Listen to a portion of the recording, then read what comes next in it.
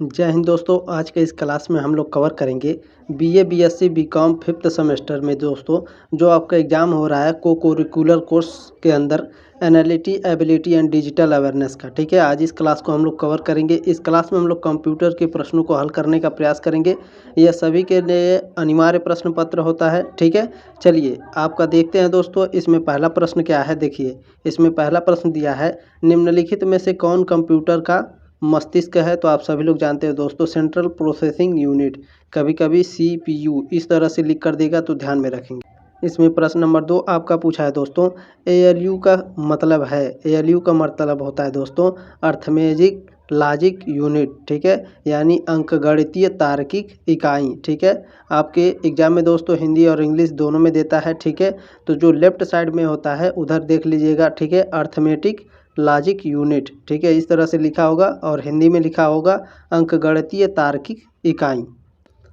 प्रश्न नंबर 3 आपका पूछा है दोस्तों, डैश इंटरनेट का उपयोग करके किया गया एक हिंसक कार्य है जो या तो किसी प्रौद्योगिकी उपयोगकर्ता को धमकी देता है या जीवन की हानि का कारण बनता है या अन्यथा राजनीति लाभ प्राप्त करने के लिए किसी को नुकसान पहुंचाता है। तो दोस्तों जो साइबर आतंकवाद होता है यह इंटरनेट का उपयोग करके, ठीक है, हिंसक कार्य करता है। ठीक है, जो या तो किसी की प्रौद्योगिकी उपयोगकर्ता को धमकी देता है या किसी के जीवन के हानि का कारण बनता है, अन्यथा राजनीति का लाभ प्राप्त करने के लिए किसी को नुकसान पहुंचाता है। ठीक है, उम्मीद है आपको समझ में आ गया होगा।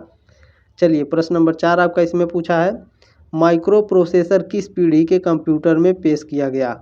दूसरी पीढ़ी, तीसरी पीढ़ी, चौथी पीढ़ी या इनमें से कोई नहीं। तो दोस्तों जो माइक्रो प्रोसेसर कंप्यूटर था यह आपका चौथी पीढ़ी में पेश किया गया। चलिए प्रश्न नंबर 5 आपका पूछा है इसमें, कंप्यूटर की दूसरी पीढ़ी बनी वैक्यूम ट्यूब, ट्रांजिस्टर, आईसी या वीएलएसआई। तो दोस्तों जो कंप्यूटर की दूसरी पीढ़ी आपकी बनी थी वह ट्रांजिस्टर बनी थी। ऑप्शन नंबर बी हो जाएगा। प्रश्न नंबर 6 इसमें पूछा है आपका, निम्नलिखित में से कौन सी मेमोरी गैर वाष्पशील है, SRAM या फिर DRM या फिर रोम या इनमें से कोई नहीं। तो दोस्तों जो रोम होता है, ठीक है, read only memory, ROM, read only memory जो होता है यह गैर वाष्पशील है। इसे याद रखेंगे, वेरी वेरी मोस्ट इंपॉर्टेंट प्रश्न है।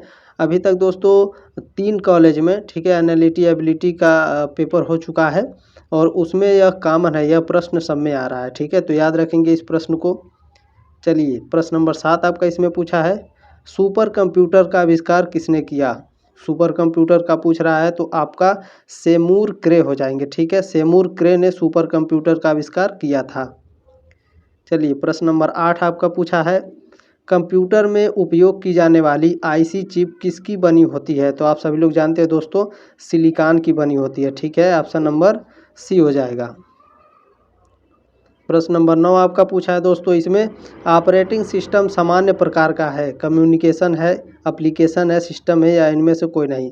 तो दोस्तों जो ऑपरेटिंग सिस्टम का इनमें से सामान्य प्रकार है वह सिस्टम है। ऑप्शन नंबर सी हो जाएगा।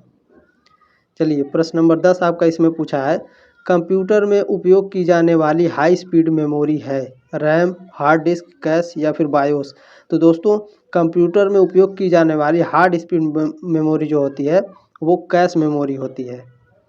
चलिए अगला प्रश्न आपका पूछा है, बिट्स के संग्रह को कहा जाता है, बाइट, निबल, शब्द या इनमें से कोई नहीं। तो दोस्तों बिट्स के संग्रह को निबल कहा जाता है। ऑप्शन नंबर बी हो जाएगा। चलिए प्रश्न नंबर 12 आपका इसमें पूछा है, निम्नलिखित में से कौन सा कंप्यूटर का सबसे शक्तिशाली प्रकार है, मेना frame computer, super computer, mini computer या साइक्रो कंप्यूटर। तो दोस्तों ये मेना फ्रेम नहीं है, मेन फ्रेम है। ठीक है, याद रखेंगे मेन फ्रेम कंप्यूटर। ठीक है, टाइपिंग में गलती हो गई है उसके लिए सॉरी। तो दोस्तों 12 का ऑप्शन नंबर बी हो जाएगा, जो सुपर कंप्यूटर है, ठीक है, यह सबसे शक्तिशाली प्रकार का कंप्यूटर है।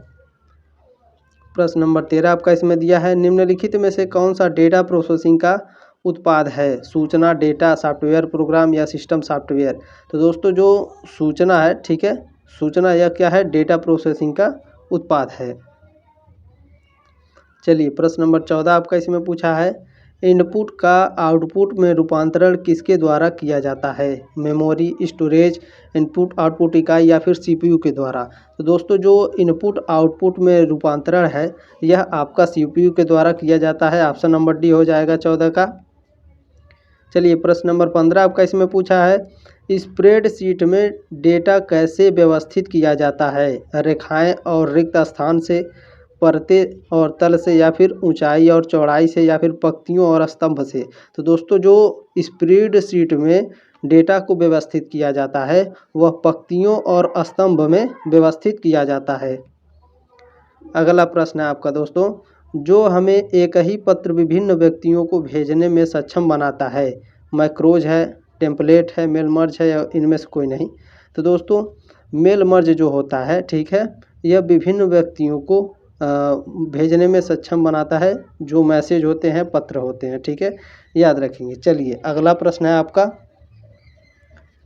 किसी सिस्टम या नेटवर्क को नुकसान पहुंचाने या खतरा पैदा करने को मोटे तौर पर क्या कहा जाता है? मोटे तौर पर उसे साइबर अपराध कहा जाता है। ऑप्शन नंबर ए हो जाएगा।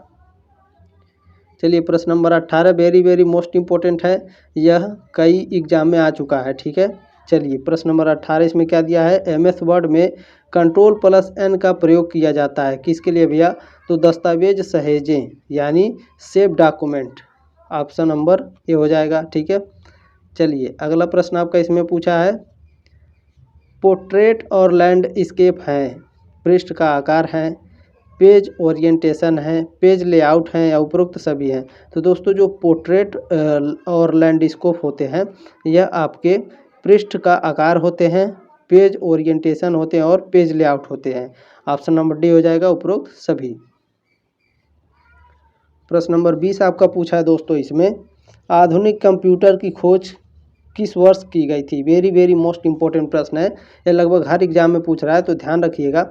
1946 में आधुनिक कंप्यूटर की खोज की गई थी। ऑप्शन नंबर बी हो जाएगा। दोस्तों क्लास को शेयर जरूर करिएगा, सब्सक्राइब कर लीजिएगा, ताकि और भी जो एनालिटी एबिलिटी के क्लास में कराऊंगा वो आपको नोटिफिकेशन जाए और आपको वीडियो मिल सके, ठीक है। मिलते हैं अगले क्लास में, तब तक के लिए जय हिंद, वंदे मातरम।